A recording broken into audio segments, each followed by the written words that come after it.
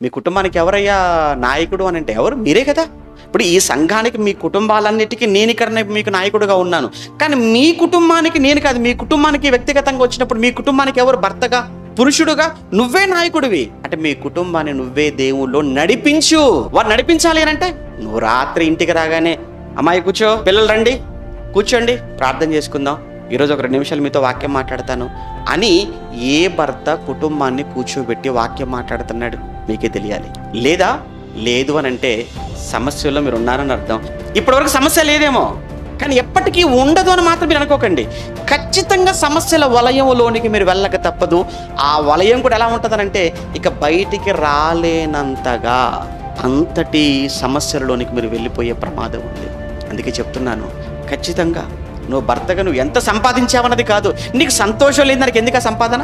నీకు సంతోషాన్ని ఇవ్వని ఆ సంపాదన నీకు ఎందుకయ్యా?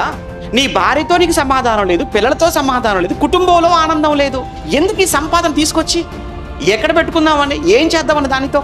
మీకు ఒకే ఒక పరిష్కారం దేవుడు చెప్పింది.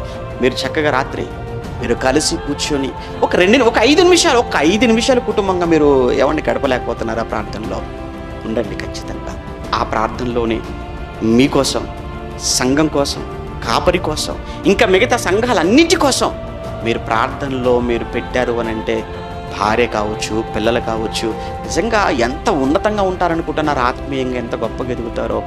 ఇది ఎంతమంది భర్తలుగా మీరు మీ కుటుంబాలలో చేస్తున్నారో మీరు ఆలోచించండి.